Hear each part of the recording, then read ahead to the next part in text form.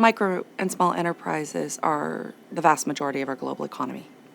They must be engaged in solving climate change. So I think small businesses in many ways are on the front lines of the climate challenge because of that reality that they are the primary service providers of everyday needs for local communities, particularly those, whether it's in the global south or in rural or underserved areas of the United States or North America, that have the least amount of resources to adapt to climate crisis, particularly things like flooding or the fires that we see in different places.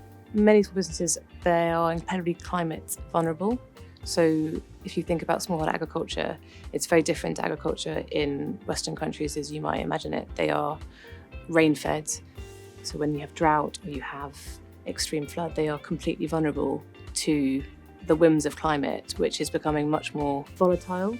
And there's evidence that shows smallholders, which are basically SMEs, who have insurance, have double the amount of savings, and yields increase by 16% because they don't self-insure by holding back seed and fertilizer year on year.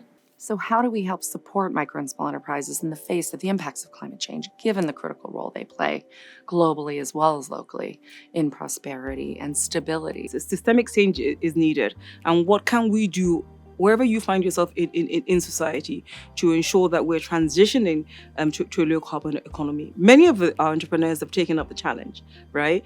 And because they know that low carbon pathways is the future, it will forever be the future. What we have now is index-based insurance or parametric insurance. We have to empower with data and knowledge and understanding and technical support with capital, with those financial resources to invest in the transition that they'd like to make. Insurance, they need access to insurance that's affordable.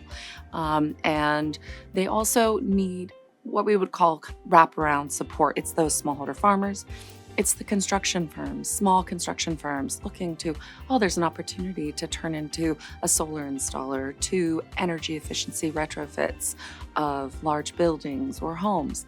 And so micro and small enterprises play such an important role, yes, in the global economy, but also in individual communities.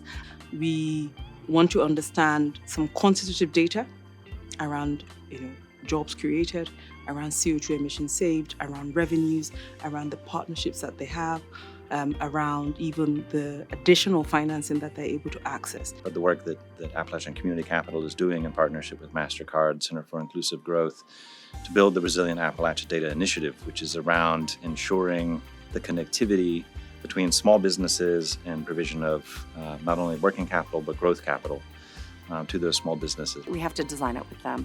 We have to collaboratively roll up our sleeves, understand what small businesses need, what do they need in their specific sector, what do they need in their specific place. To really reach the 3.6 billion climate vulnerable people around the world, we need to bring together the resources of philanthropy, of government, of private sector capital outside the insurance sector to mobilise the capital and the resources and the expertise to really deliver to these people. So across the board, from the public sector and the role of government in creating the policies, investors and philanthropists, corporations, prioritize small businesses.